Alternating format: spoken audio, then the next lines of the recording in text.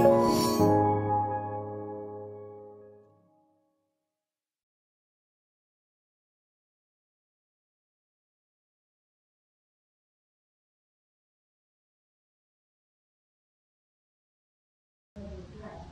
teman-teman, ketemu lagi dengan Wandering Explorer. Dengan saya Romi di sini. Hari ini kita mau ngobrol-ngobrol sama salah satu imigran di Kanada, yaitu Kang Budi Taufik. Apa kabar, Kang? Alhamdulillah. Alhamdulillah, bagus. Oke. Dulu tahun berapa pindah ke Kanada, Kang? Saya itu pindah ke Kanada tahun 2006. 2006 ya? 2006. Oh. Mungkin 2007 kan? Saya 2007. 2007. Ya. Sebelumnya tinggal di mana, Kang? Sebelumnya saya tinggal di mana? Saya kan asli Bandung ya. Saya sekolah di Bandung. Cimahi Bandung ya, Bandung. Setelah itu dari Bandung, karena di kuliah itu saya sempat kos di Jakarta. Oh, di Jakarta. Ya, sempat kos di Jakarta. Dari kos di Jakarta karena kerjaan juga, kebetulan saya dapat project pertama kali opening team di Hilton Chains Hotel, di mana di Mekah, Saudi Arabia. Oh, pernah di Mekah juga ya? Ya, di Mekah, Saudi Arabia. Dari pertama kali hotel baru jadi, belum jadilah ya, setengah jadi sampai yang ada towernya tuh. Mungkin teman-teman di Indonesia juga tahu ya. Ada yang ada jamnya dulu dari rata tanah tuh sampai jadi gitu. Setelah itu sempat juga di Abu Dhabi, karena memang Hilton ada di mana-mana ya. Dari Hilton itu, dari Saudi Arabia dan Abu Dhabi, saya kebetulan mendapatkan kesempatan untuk training lagi, dapat sponsor dari Marriott Copley Boston. Oh, Amerika? Di Amerika nih ya? Nah, dari Boston, saya beberapa tahun ya di Boston, pindah ke Indonesia lagi. Oh, ke Indonesia dulu? Ke Indonesia dulu, ya. Sempat kerja di Indonesia. Kerja di salah satu perusahaan tepung terbesar ya, Bogasari. Sampai tahun 2004-2005 lah ya. Oke. 2005-2006 saya pindah ke sini. Baru pindah ke Kanada? Pindah ke Kanada. Oh, gitu ceritanya ya. Iya. Jadi apply PR-nya dulu dari Boston. Dari Boston. Dari Boston. Oh, I see. Apply dari Boston, pindah dulu ke Indonesia, bekerja di Indonesia. Setelah itu kan kalau PR itu kan diberi kesempatan 5 tahun, dan 5 tahun diberi kesempatan 3 tahun di luar ya. Ya. 2 tahunnya kita harus lapor tinggal di Kanada kan. Nah, itu udah mepet tuh. 2006 itu kita udah benar-benar harus buat keputusan. Are you gonna stay or you just gonna have to let it go? Oh, akhirnya kita stay. Sebenarnya sih saya udah kerasan tinggal di Indonesia. Oh, udah kerasan banget. Udah dingnya, udah ada makanannya, semuanya udah ada ya. Wah, udah lengkap gitu ya, Kang ya. Oke. Oh, kenapa sih pilih Kanada, Kang? Nah, kenapa pilih Kanada? Gini, karena pertama ya, sebelum saya memutuskan apa benar nih saya udah siap tinggal di Kanada, kita tuh udah ada beberapa kali visit, turis lah ya, turis.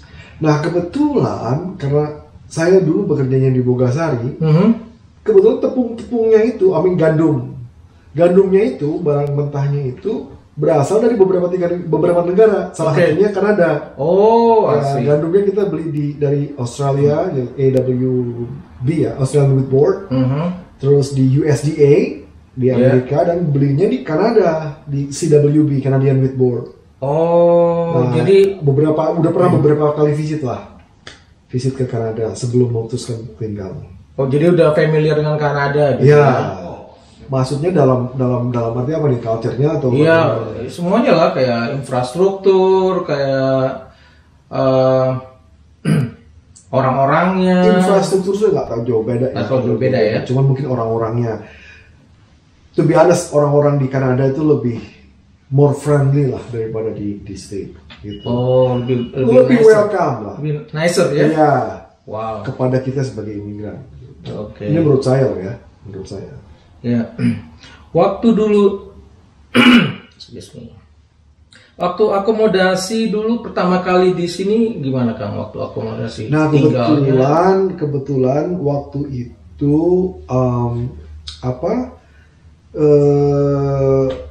kakak ipar saya itu duluan datang ke sini.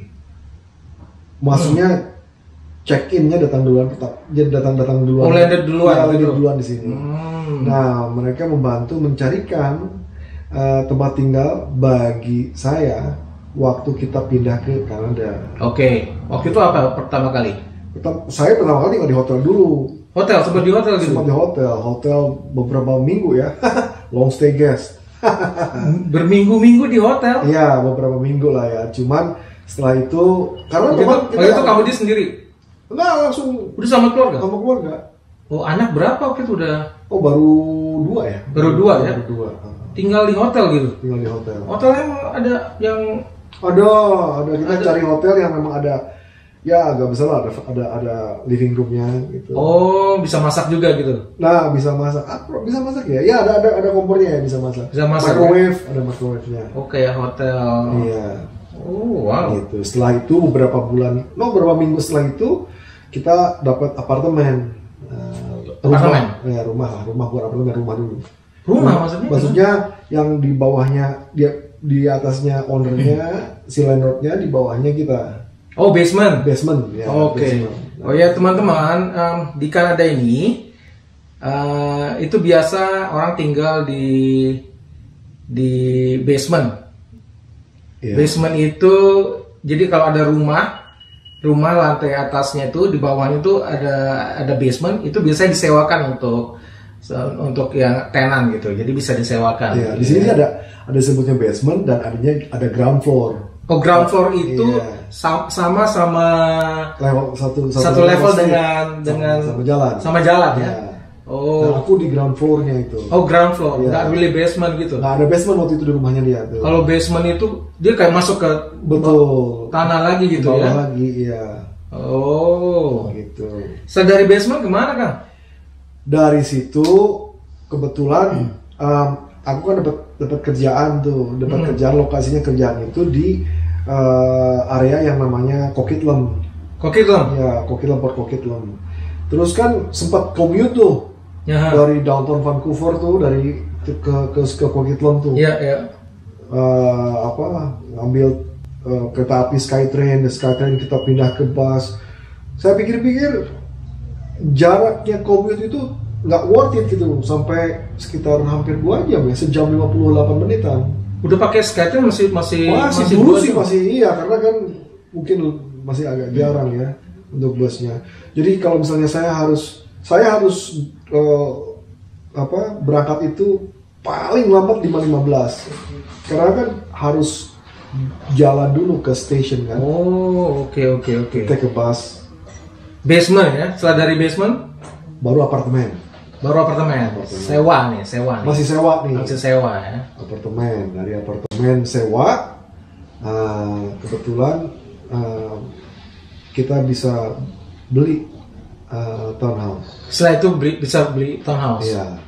Setelah itu dapat mortgage sini ya. Iya. Setelah Oh, dari apartemen dulu sempat pindah sewa ke townhouse dulu sebelum kita beli. udah sewa apartemen. Ya. Townhouse. Oh, yang co-op itu ya? Ya, townhouse itu saya ingat banget sewanya 1.100. 1.100. Itu karena ada di subsidi kalau nggak salah. Ya, itu karena kalau di saya, case-nya saya karena government employee. Jadi dapatnya dari situ. Subsidi itu. Jadi subsidi karena government employee, dapatnya di subsidi. Oh, dapat diskon lah. Oh, diskon. Jadi sekarang udah udah townhouse dan mortgage sendiri terus ya. akhirnya kita beli rumah ya. Oke. Terus bagaimana mengenai transportasi Kang? Waktu pertama kali di sini. Kebetulan di Vancouver ini transportasi itu sangat mudah ya. Iya. Dari poin A ke poin B itu sampai ke pelosok juga. Mereka kebetulan government menyediakannya ya. Jadi accessible lah. Iya. Ada SkyTrain, ada bus, ada yang kecil tuh. Iya, bus besar. Ada yang kecil, community yang buat masuk ke pelosok itu. Jadi I'm not worried about it. Iya. Gitu. Ada Seabus juga kan nih di kayak ferry ke North Van itu kan, North Vancouver ya. Betul. Wow, itu mantap juga. Iya. Ya syukurlah alhamdulillah ya. Iya. Terus langsung beli mobil waktu datang sini? Enggak. Transportasi umum dulu. Aku transportasi umum dulu. Itu kebayang nggak Rom? Dari rumah itu kita kan harus jalan dulu tuh ya, jalan ke station kan. Iya. Berapa jauh tuh Kang? Ya sekitar 300 meter lah, 300 meter. Cuman kan kalau snow, itu a little bit hassle kan. Nah, benefitnya adalah dulu waktu pas saya pindah dari Jakarta ke sini itu, waduh berat badan saya Rom. Waduh, bener-bener lah. Cabi bani lah. Gede ya, besar ya. Nah, waktu pas di sini kita sering jalan kan. Iya. Drastis turunnya Rom. 35 kilo loss. 35 kilo? Iya, 35. Dulu saya beratnya sampai 90 ya. Terus beberapa bulan kemudian sempet kurus banget ya waktu itu. Oh iya, kurus dan kekar. Pendekar kali ya. Oh, jadi nggak langsung beli mobil ya? Nggak langsung beli mobil. Karena kita nabung dulu kan ya. Kapan beli mobilnya dong gitu? Nah, dari 2006 itu setelah sekitar 2008 lah kalau nggak salah. 2008 kita beli mobil tuh. Nah, itulah mau beli mobil itu, beli mobil pertama kita pikir begini. Mercy ya? Mercy. Itu disebutnya sama anak-anak Indonesia ini mobil kayak Sidul gitu, Oplet Sidul. Kenapa? Karena pertama kecepatannya hanya bisa sampai 60 km per jam. Oh, mobil apaan tuh? Plymouth kalau nggak salah ya. Plymouth ya, mobil Amerika. Mobil Amerika. Terus juga itu mufflernya mungkin auto sensornya ya. Sedan atau apa Kang? Sedan ya. Sedan. Auto sensornya itu pertama kali. Jadi saya tuh ada orang yang butuh juga, saya bilang ya udah kita beli. Itu berapa belinya gitu? $1,000 murah meriah gajah. $1,000 itu kita kalau di sini 10 juta ya? 10 juta rupiah teman-teman. Ya 10 juta mobil bekas. Tahun berapa dulu Kang? 89 itu di SNK-nya, tapi dia yang ngomong enggak 91 dia bilang. 91. Gimana sih? Iya, dibohongin saya tuh. Terus gimana gitu mobilnya tuh? Jadi saya kalau pakai mobil itu tuh ya, dulu kan kita tinggalnya di Vancouver, terus saya harus ke Coquitlam kan, melewati highway. Saya itu benar-benar sering di frame orang, di klakson orang, karena kecepatannya hanya bisa sampai 60 di mobil itu. Oh iya? Iya. Di limit atau memang? Somehow nggak tahu engine-nya problem kali. Itu sampai 60 km. Terus lagi juga knalpotnya itu waduh bener-bener dah. Itu kayak bener-bener oplet. Waduh. Dark cloud di belakang itu. Tapi kan mobil Amerika. Iya, mobil Amerika. Setelah itu saya pikir udah deh. That's it, saya bilang. Nah, 6 bulan lah, bertahan 6 bulan ya. 6 bulan ya. 6 bulan kemudian saya beli mobil yang bener lah. Agak lebih bagus ya. Saya beli mobil itu dulu mobil Ford Fan ya. Windstar, ingat tuh saya itu. Oh, Windstar. Iya. Oh, Windstar. Yang merah bukan? Merah apa putih? Bukan, itu yang biru. Merah biru yang Martin tuh. Oke, yang biru tuh. Ya. Habis itu, nah karena mungkin fan ini fan. Ini fan. Ya, karena mungkin saya juga suka mesin mekanik, saya bisa otak-atik sendiri lah kalau rusak. Fan kayak gitu tuh pasti itu kelemahan itu pasti auto sensor. Oxygen sensor pasti aja kalau sensornya kotor atau bagaimana linknya ke yang lain. Terus berapa lama tuh punya yang fan Ford itu? Fan bertahan sekitar setahunan lah. Oh ya? Setahun. Nah, setelah itu saya baru beli mobil baru lah. Oh, baru, benar-benar baru nih. Masa grass dari showroom? Dari showroom gitu. Oh. Dari showroom. Bukannya waktu itu yang Kia itu? Ya itu Itu dari showroom. Iya, dari showroom. Oh, itu mobil pertama yang benar-benar belinya dari showroom. Grass, ya, masih bawa itu ya. Iya. Masih bawa toko. Ya karena di sini teman-teman kita itu beli mobil atau rumah itu tergantung dari kredit history kita. Jadi kredit history ini dilihat dari berapa lama kita tinggal di sini, pekerjaan kita, income. Begitu kalau bagus, kita bisa kredit mobil, kita bisa mortgage rumah. Jadi tidak langsung bisa dapat ya, begitu tinggal di sini kita bisa dapat mobil baru atau bisa kredit rumah. Semua tergantung kredit history. Iya. Wow, seru juga tuh Kang. Oh, saya juga ingat tuh mobil pertama saya tuh Dodge Neon. Tuh kan? Dodge Neon sedan. Iya. Tahun 99 sih, memang agak lumayan baru. Newer lah ya. Iya, agak newer ya. Belinya kalau nggak salah di mana gitu, Bernebi tahun 3.500 di dealer. enggak di orang dong. Mobil bekas 3.500 beli dari orang Rusia apa gitu. Iya. Wah, mobilnya sih keren, bagus, jalannya oke, ininya oke, udah seneng lah ya. Itu setelah saya 3 bulan di sini saya beli mobil itu. Cuman waktu beli itu kan saya nggak tahu tuh AC-nya nggak nyala. Waktu itu belinya lagi fall kan, dingin kan lagi, terus pikir Kanada ini kan wah nggak perlu AC dong, heater, kan?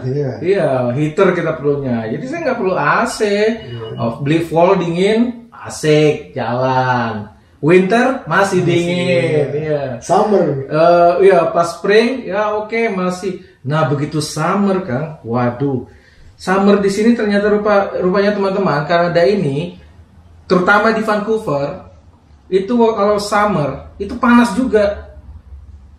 Kalau Kanada yang di Ontario, yang di timur sana ya, tapi di sini panas. Jadi mobil saya begitu summer kan ya, saya bilang wah summer nih panas, saya coba nyalain AC, nggak nyala. Saya cek di bengkel, memang nggak ada AC, kompresornya nggak ada. Nggak ada kompresor AC. Aduh, mau gimana lagi ya, udah beli kan. Jadilah itu saya kemana-mana panas lagi itu, muka mengkilat gitu. Mau gimana ya, penting keren kan. Betul. Sauna ya. Sauna dikit. Tapi untungnya summer di sini kan nggak terlalu lama. Iya, nggak kayak di berapa 4 bulan maksimum ya.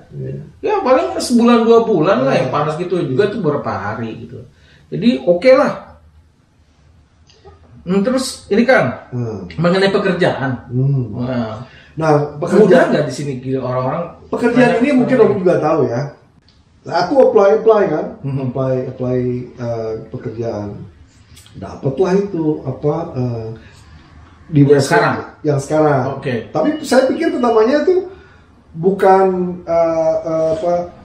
railway, karena disebutnya situnya CPR ya, itu namanya. Pemikiran saya dulu CPR itu, saya mendapatkan kesempatan interview buat yang kayak emergency response.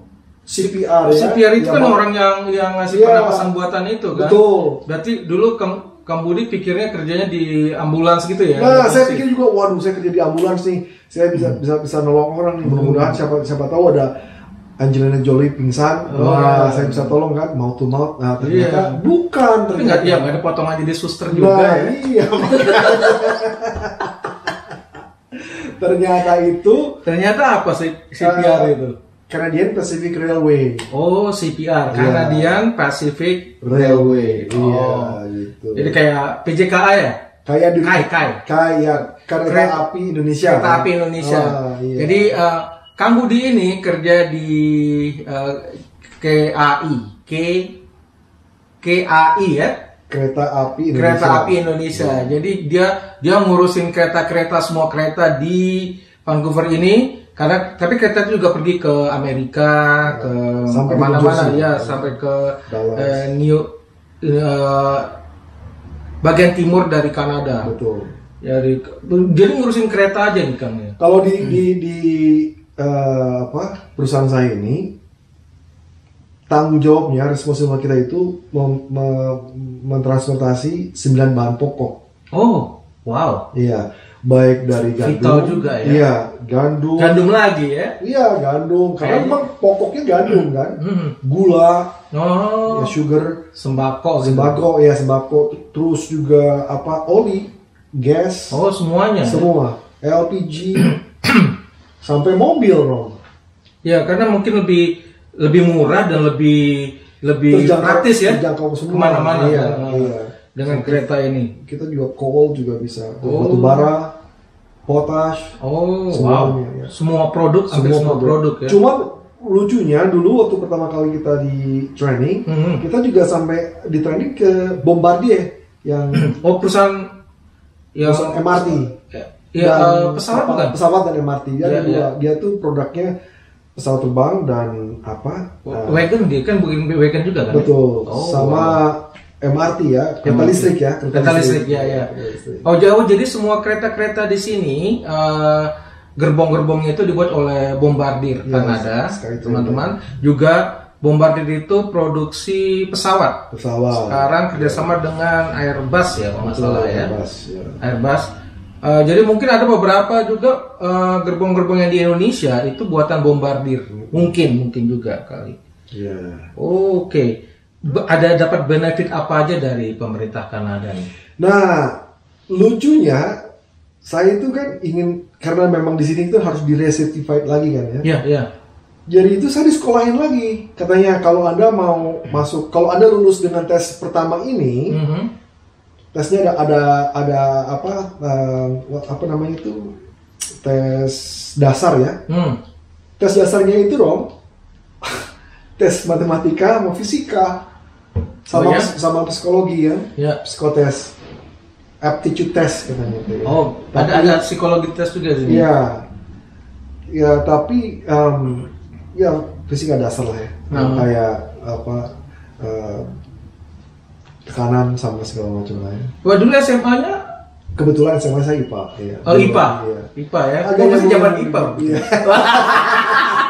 IPA ketahuan deh nih generasinya nih. Saya padahal waktu pas ujian itu saya ngitung kancing saya. Ya. A B C D A gitu. Karena ada pilihan ya. Iya. Ada pilihan gitu. Tapi di sini kan ya, teman-teman di sini yang penting itu kita percaya diri. Betul. Kalau lagi interview itu, sekarang itu kita perlu percaya diri. Jadi kita juga kadang-kadang kalau ditanya sama mereka, sudah pernah tahu ini, udah pernah ini, kita iyakan aja, yes kan aja. Walaupun kadang-kadang kita juga belum tahu, nanti cari tahu berikutnya ya. Jadi kalau misalnya mereka lihat kita penuh percaya diri, mereka akan hire kita gitu loh. Karena saya masuknya kan program apprentice ya. Oh iya. Program apprentice. Oh iya, tapi itu kan benefit dari pemerintah untuk Kang Budi. Iya. Kalau yang untuk keluarga ada nggak di sini? Untuk keluarga mungkin ke anak ya, lebih ke anak. Ada ya. Ada namanya child tax benefit. Jadi ya, CCTB. Ya, si anak diberikan bantuan satu per bulan ya. Per bulan. Buat kebutuhannya. Kalau misalnya masih ada anak bayi mungkin kebutuhan buat popoknya ya, buat pampersnya. Jadi ada dua benefit ya, CCTV sama universal masalah. Universal tax benefit ya. Cuma kan tergantung umur anaknya kalau nggak salah. Kalau udah 6 tahun beda lagi kan ya. Iya. Di bawah 6 tahun ke bawah. Tapi lumayan juga itu jumlahnya loh kan. Alhamdulillah ya. Iya. Alhamdulillah. Jadi banyak anak, banyak rezeki ya. Nah kalau di sini iya. Benar-benar itu namanya teman-teman. Cuma nggak harus memikirkan daycare-nya kan. Oh ya daycare ya. Daycare-nya kan mahal. Ya daycare. Kalau kedua orang tua kerjanya bersamaan, itu masalahnya di daycare. Jadi kita dulu waktu awal-awal di sini, kalau misalnya suaminya kerja pagi, istrinya kerja malam, atau sebaliknya. Jadi ada ganti-gantian menjaga anak gitu ya. Untuk menghindari daycare tersebut. Untuk menghindari daycare, ya. Banyak juga banget tantangan sini. Kalau di Indonesia sih ada itu ya, suster ya, bayar suster. Dulu juga saya begitu pas kerja di Indonesia. suster udah ada bisa supir ya. Iya. Jadi enak. Jadi kita harus tinggal fokus kerja aja. Iya, di sini semuanya harus dilakukan sendiri kan ya. Sendiri. Nyuci apa semuanya tuh. Ya, cuci meskipun ada mesin cuci ya, cuman ya itu tadi. Meskipun dengan rumah juga ya, kalau misalnya ada perbaikan-perbaikan sendiri ya, daripada kita hire orang mahal ya kita ngerjain sendiri. Ya karena memang mahal sini biaya buruh di sini per jamnya mahal teman-teman untuk perbaikan rumah. Plumbing 110 per jam. Kenapa? Plumbing untuk apa namanya itu pipa. Kalau misalnya kita ada masalah dengan plumbing juga untuk pipa itu yang namanya permasalahan dengan pipa plumbing itu paling mahal. 110 Jadi kita paling takut di sini kalau ada masalah dengan plumbing. Iya. Dan semuanya biaya labor di sini sangat mahal. Iya. Electrician juga ya, tukang listrik aduh. Beda sama di Indonesia ya, di Indonesia kan. Di Indonesia tuh enak banget Iya. Ada sopir, pembantu, tukang-tukang juga murah. Makanya di sini kita berusaha mengerjakan sendiri. Gitu. Terus ini Kang, sebagai orang Indonesia kan biasanya kita punya masalah dengan makanan gitu. Bagaimana dengan makanan Indonesia di sini? Kebetulan nih bagusnya. Dapat nggak? Susah nggak dapat? Nah bagusnya di Vancouver ini karena mungkin lihat deh presentasi orang aslinya kan banyak ya. Iya. Jadi bagusnya di Vancouver ini, alhamdulillahnya tidak susah untuk mendapatkan makanan Indonesia. Baik dapatnya dari community yang ada orang-orang yang jualan, atau bahan-bahan pokoknya untuk kita masak sendiri di rumah itu tidak susah. Oh ya? Iya, itu alhamdulillah sekali. Nah, kebetulan juga di rumah istri suka masak kan. Iya, jadi nggak inilah ya, nggak masalah ya. Nggak kalau pagi kangen tinggal ini aja. Iya. Tinggal suruh istri masak gitu. Iya, misalnya lagi kangen gudeg misalnya. Bikin gudeg. Bilang, Neng, bisa bikin gudeg nggak? Langsung. Bisa. Iya. Pakai touchscreen. Memang, iya di sini ya karena kita hidup di Kanada ini teman-teman, jadi harus semuanya itu jadi terpaksa harus bisa. Bisa semua. Masak tadinya nggak bisa, harus bisa masak gitu untuk survive. Kalau enggak, ya repot juga, maksud mau beli terus-terusan ya. Yes. Ya, juga kita untungnya juga di sini banyak orang Indonesia yang mungkin mereka ibu-ibu gitu, jadi mungkin nggak kerja, mengisi waktu luangnya mereka masak dan mereka jual itu di komunitas Indonesia di sini ada ya. Di Facebook ada kan ya? Ada. Di Facebook atau Permai BC. Jadi mereka membantu sekali tuh ya. Bagi kita. Oke. Oh, jadi gini. Berarti bagaimana dengan komunitas Indonesia di Vancouver ini, Kang? Waduh, ini benar-benar bagus sekali komunitas kita di sini ya. Karena baik dari kita butuh apapun, contohnya ya, kita butuh bahan-bahan. Ada tuh namanya tuh ada orang Indonesia yang memang sampai jual kerupuk aja ada. Kerupuk ada. Kerupuk, bawang goreng juga, mereka ada. Semuanya ada. Semua ada. Jadi memang ya syukurnya di Vancouver ini jadi nggak begitu homesick lah kalau memang kita mau makanan Indonesia atau bahan-bahan teh botol ada ya jual di teh kotak ada. Sekarang itu teman-teman kayak mie instan Indonesia, produk-produk yang benar-benar brand Indonesia itu udah dijual bebas di Handlong, di supermarket, di Walmart, di Superstore ya. Mustika Ratu itu yang teh tuh. Oh iya. Di situ.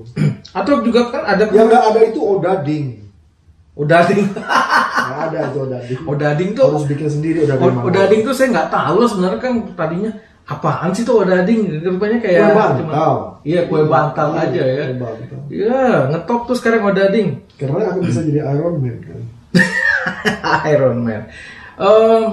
Ya jadi ada juga di sini Tante Grace ya. Tante Grace dia jual produk-produk makanan dari Indonesia, asli dari Indonesia. Jadi dia impor kunyit. Iya. Ada semua. Asam kunyit, daun jeruk, daun pisang, kopi semuanya kopi Indonesia, kopi kapal api itu saya sering beli. Jadi kita sebenarnya nggak terlalu rindu di sini makanan Indonesia. Kerupuk aja sampai ada kerupuk Palembang, Kerupuk tempe ada ya. kerupuk Lampung, ada semua tuh. Nanti kita ada video khusus untuk Tante Grace ini, Nah. teman-teman. Tunggu ya, jangan lupa. Betul, bagus Ya, kita mau lihat makanan Indonesia di Vancouver. Orang Indonesia cukup banyak juga ya di sini, Kang. Ya? Cukup banyak. Di sini Di BC, di British Columbia, di provinsi ini. Ya, karena memang di sini itu kan kota pelajar lah, anggaplah ya. Yeah. Banyak pelajar dari Indonesia ada di sini kan. Nah, di samping itu juga banyak orang-orang Indonesia, karena kan Kanada, Romi juga tahu kan, pertambangan banyak kan. Ya. Jadi orang-orang pertambangan, orang-orang Caltech, orang-orang pertambangan lah ya, kita jangan sebutin semua, berhijrah ke sini, orang-orang tambang, sama orang-orang teknik juga ya. Ya, kalau nggak salah data terakhir itu di provinsi BC ini aja itu 3.500 orang Indonesia. 3.500 itu Di semua BC aja nih? di BC aja. Itu sekitar segitu dengan semua keluarganya ya. Cukup banyak orang Indonesia di British Columbia ini. Belum ada tempat yang lain ya. Iya. Terus kalau ada juga di sini Kang ya kan ada Konsulat Jenderal Indonesia di sini di Vancouver, KJRI. Suka ikut acara kebudayaan apa aja di sini? Waduh, acara. dulu tuh kita benar-benar aktif banget untuk menjadi pengisi acara ya, baik dari 17-an, baik dari farewell party atau lepas sambut pejabat yang baru. Pejabat di KJRI ya. Kita benar-benar aktif mengisi acara, MC, Romi juga MC kan ya? Ya, saya ingat dulu, saya banyak tuh MC. Sekarang aja agak kurang mungkin karena kegiatannya bertambah kan. Iya, karena COVID kan. Nah, itu dia kan. Job agak kurang nih. Ya, kita dulu sering isi acara kalau nggak salah di ITPC juga ya, ITPC. Indonesian Trade. ITPC apa sih katanya? Indonesian Trade. ITPC something council. Yeah. Sorry kalau salah ya, ITPC. Terus juga KJRI kita juga sering ngisi acara. Dulu saya dengan Kang Budi ini sering banget. Ini teman yang paling sering mengisi acara. Ini sidekick saya dulu nih teman-teman. Oh ya, kalau saya nggak bisa dia menggantikan gitu aja ganti-gantian. Ya, bagi-bagi job lah ya. Betul, santuy. Iya. Susah juga dulu Kang ya kita ya nyari makan ya jadi MC. Harus jadi macam-macam ya Kang ya. Kostum aja sempet kan kita cari kostum. Iya, cari kostum. Ngomong-ngomong mengenai acara ngisi acara ini ada fotonya. Ada foto-foto di sini nih. Ada ya? Iya, sebentar Kang ya. Nah, ini waktu kebetulan ini waktu kita sambut ya. Kita sambut pejabat baru nih. Iya. Kita sambut pejabat baru. Terus kebetulan kita programnya Kick Romi bukan Kick Andy nih. Oh iya. Ya, kita buat kayak Q&A. Ya, Kick Romi gitu. Kick Romi jadi kayak talk show gitu teman-teman. Betul. Dulu Kang Budi ini di situ jadi Abah Anom. Abah Anom itu apa kayak paranormal ya? Paranormal ya, seorang paranormal atau kita sebut dukun lah ya. Oke. Alhamdulillah antusias banget ya masyarakat Indonesia. Responnya bagus, terus objektifnya itu kan kita supaya mereka seneng lah ya, tertawa. Betul ternyata responnya bagus banget. Sampai waktu itu kebetulan KJRI-nya Bapak Bambang ya, Pak Bambang. Oh iya, waktu itu konjernya Pak Bambang Hindrasto sama ya. Ibu sama Bu Maya. Bu Maya itu. Salam nih untuk Pak Bambang Hindrasto dan Bu Maya di Indonesia. Beliau dulu sempat salam kangen dari saya dan Abah Anom mungkin masih ingat. Iya, beliau sempat ditugaskan di Korea ya. Oh ya, setelah dari Vancouver, Pak Bambang ke Korea Utara, dengan Kim Jong Un ya. Ya. Katanya masih saudaraan Romi. Oh iya, saudara jauh, sepupu. Dia nasibnya ke Korea Utara, saya ke Vancouver. Oh gitu. Wah, tuh dulu kok nggak salah. bisa sambut siapa nih ya? Bisa sambut juga Pak Arif ya. Pak Arif. Pak Arif baru datang waktu itu. Pak Arif Basalama. Pak Arif Basalama ya. Dia baru datang. Sekarang dia konjen di Marseille, Perancis. Perancis ya, Marseille ya betul. Oke, Pak Arif. Apa kabar Pak Arif? Apa kabar Pak Arif? Mudah-mudahan masih ingat saya nih Pak. Persiapannya dulu kok nggak salah tuh. Nggak ada persiapan. Ini kan, instan ini. Ini instan, nggak ada namanya skrip segala macam, tinggal datang. Guidelines saja ya? Iya, ada guidelines-nya ya. Betul. Iya, wow. Saya ingat waktu itu banyak juga yang nontonnya ya, Kang. Iya, alhamdulillah. Iya. Antusiasnya banyak. Ini dia. Ini dia Mbak Anom tuh, pakai dengan kumis. Looking to visual. Iya. Looking to visual. Ada akar bahar tuh. Sampai akar bahar semua dipakai. Waktu itu kita masih agak subur ya Kang ya? Iya. Itu dia tuh, waduh. Cabi-cabi greget. Cabi-cabi greget. Nah, ini apaan nih Kang? Ini acara apa namanya tuh ya? 17 Agustusan kalau nggak salah ya? Ya 17 Agustus. Ini event ada si Pitung kalau nggak salah. Si Pitung ya? Iya. Kalau saya sih sebagai pemain ngelihat dari si kreatif direkturnya dibuat apa segala macam tinggal kita baca. Iya. Oh si Pitung nggak salah isi acara Destination Indonesia. Iya. Ya. Kamu dia yang mana nih yang? Oh Justin Bieber tentunya. Yang ini ya? Iya. Ada Om Kiki. Ini Om Kiki, Tante Firly, Om Teddy. Ini siapa ini ya? Ini istrinya Kim Jong Un ini. Aduh, teman-teman ya itulah dulu pekerjaan kita. Susah cari uang di luar negeri. Susah cari makan di sini Kang ya. Iya. Aduh. Ya, lucu. Iya. Nah, ini lagi. Ini konser nih. Ini scene lagi pas kita. Jadi waktu itu Michael Jackson. Justin Bieber. Bukan, iya. Iya. Justin Kan Bieber ya? ini jadi Belanda bukan? Oh iya. Jadi Belanda yang modelnya Justin Bieber dan saya jadi selingkuhannya. Pelakor. Buset tuh, lihat tangan saya Kang. Seksi. Gede banget ya. Ini Odading kalah nih. Waduh. Kayak gede bawang pisang tuh kayaknya. Coba kita lihat lagi, masih ada lagi nggak Kang ya? Oh. Wah, ini acara apa nih? Ini suster. Oh, ini kamu acara suster ngepet ya kalau nggak salah ya? Iya, kayak ini kita ngisi acara 17-an ya, Kang. Iya, ngisi 17. Atau ngisi acara 17-an,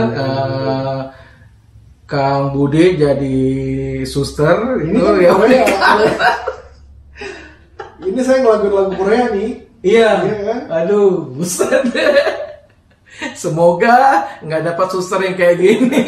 Ya, teman-teman, jangan sampai dapat suster yang kayak gitu. Saya jadi ibu guru di sini. Jadi Rosi. Branya agak sedikit kelihatan ya. Oh, cerita bra ini. Waktu nyari branya itu susah kan ukurannya. Oh begitu? Iya. Oh, kalau saya kebetulan dulu nyari kostumnya di mana kan? Belinya satu paket. Beli satu paket? Iya. Di mana? Semua beli satu paket. Saya beli khusus buat yang kostum itu, toko-toko kostum itu. Oh. Diukur Om. Saya beli di Value Village waktu itu ya. Oh. Cari BH, bra, nggak ada yang muat karena ini semua. Untungnya Lina teman kita itu lingkar dadanya memang agak besar. Oh gitu ya. Saya waktu itu pakai pinjam. Iya, branya Lina. Cukup. Cukup, kebetulan cukup. Cuma pas mau ngisinya itu kan harus kelihatan besar gitu ya. Isi pakai apa? Tisu kan. Oh tisu. Iya. Nggak pep gitu. Kan panas tuh di stage. Iya. Saya masukin banyak-banyak aja biar kelihatan 36D kan. Oh kalau aku pakai sponge. Iya. Jadi soalnya kalau pakai tisu, pengalaman saya itu tisunya tipis. Iya ngelopep gitu karena keringet kan. Kalau sponge-nya. Ya. Waduh, seru banget waktu itu ya. Iya. Macem-macem aja. Bagus lah pengalamannya. Ya itu pengalaman kita teman-teman mengisi acara 17-an di sini dan acara kebudayaan Indonesia lainnya. Jadi saya sering sekali dengan Kang Budi ini. Ya, tapi kebetulan kita kenapa dapat peran-perannya yang kayak gitu-gitu kan ya? Iya, mungkin terlalu mendalami karakter. Terlalu mendalami karakter. Perannya kayak gini lah teman-teman. Ya, dilihat apa, pokoknya ditunjuk sama apa storyteller atau karakter ya sudah. Iya, mereka kamu jadi suster, saya jadi bu guru. Cari wignya tuh susah banget. Iya, cari wignya susah ya. Ya perjuangan lah ya. Tapi lucu. Terus kira-kira ada cerita lucu nggak kan mengenai kehidupan di Kanada ini? Kalau aku sih karena dari pekerjaan itu ya. Kalau kehidupan yang lucu yang di Kanada ya. Belum ada ya? Belum ada ya. Oh, bukan waktu itu yang apa? Mau coba-coba ngikutin ambulans waktu itu? Oh iya. Hampir ketangkep. Kalau di Jakarta itu kan kalau misalnya rata-rata kalau orang ada ambulan, mereka tuh mengikuti dari belakang ambulan itu supaya biar bisa cepet kan? Iya. Nah dulu tuh aku pikir, ada ambulan nih. Nah aku langsung ngikutin dari belakang ini. Mau coba gitu ya? Coba biar nggak macet kan, biar cepat. Tapi kok bingungnya saya yang lainnya semua minggir. Yang lainnya kok semua minggir. Ketahuan dong ya? Iya, terus saya mikir, ternyata itu nggak boleh, itu bisa didenda itu dong. Iya, iyalah. Didenda banyak. Akhirnya sedikit demi sedikit itu mengurangi kecepatan terus. Iya. Saya dengar tuh ada anak-anak anak Indonesia di Amerika, ada yang ketangkep sering juga mahal itu fine itu. Iya, terutama di kota-kota besar ya, LA. Iya. Di LA itu kan trafiknya ini tuh teman-teman padat. Jadi anak Indonesia sini kebiasaan mungkin di Indonesia kalau ada ambulans, ini mereka mau ikut tailgating gitu kan. Jadi didenda lah semuanya tuh, kena fine lah. Karena kebiasaan yang nggak begitu bagus. 1.500 itu Rom. Besar itu pasti lah. Kalau urusan yang untuk ambulans itu pasti besar itunya. Dendanya gede nih. Terus kan mengenai lockdown di sini waktu Maret kemarin itu gimana? Semuanya aman-aman aja? Alhamdulillah kalau untuk yang di rumah ya, karena kita kan bubble ya. Kita cari apa orang-orang itu aja yang ya. Cuman untuk kerjaan. Karena kerjaan saya itu esensial sebenarnya kan ya. Karena kalau kita nggak mengerjakan itu, 9 bahan pokok tidak akan tersalurkan. Kebayang kalau di Walmart dulu kan mereka chaos ya. Ya sempat ada kurang ya waktu itu. Ngambil tisu. Di toilet paper ya. Paper. Ya saya ini kan lagi nih, saya kasih tahu lagi. Di sini teman-teman, kalau dalam keadaan kayak gitu, yang dicari itu toilet paper. Karena mungkin orang barat di sini nggak bisa hidup. Kalau kita nggak bisa hidup kalau nggak ada beras kan? Iya. Kalau mereka nggak ada toilet paper. Iya. Nggak biasa kali pakai air. Iya. Itu efeknya luas Rom kalau misalnya. Tapi sempat berhenti, sempat berhenti nggak ada kan? Terus justru waktu pertama kali pandemik, itu sampai menterinya dia bilang pokoknya essential worker spesial buat kalian itu harus benar-benar bekerja kalau perlu full 24 jam 24 jam. Karena apa? Karena chaos tadi kan ya. Banyak orang yang menimbun bahan makanan karena mereka takut kan menimbun bahan makanan. Jadi stok bahan makanan di Walmart di manapun juga berkurang. Nah, juga masalahnya mengenai yang perusahaan perusahaan tepung, perusahaan gula. Jadi harus tetap jalan ya. Harus tetap jalan. Jadi harus supply. Begitu pula juga dengan apa? Dengan di Indonesia sebenarnya bensin segala macam. Kita kan harus supply semua kan. Iya. Gitu. Iya, karena untuk esensial itu waktu lockdown itu nggak boleh stop. Jadi kayak rumah sakit, truk-truk untuk supply juga dari Amerika itu harus tetap masuk. Border ditutup, tapi untuk truk-truk untuk yang mau makanan itu tetap ada, jalan ya. Iya, betul. Ada beberapa juga minggu tuh beberapa bulan tuh kita putuskan 2 hari work from home, 3 hari langsung ke lapangan. Sempat work from home juga. Lagi masa tinggi-tingginya itu waktu itu ya. Sekarang sih udah oke. Kang, ada nggak mau disampaikan ke teman-teman di Indonesia mengenai migrasi ke Kanada ini? Kira-kira apa yang Kang Budi bisa kasih tahu?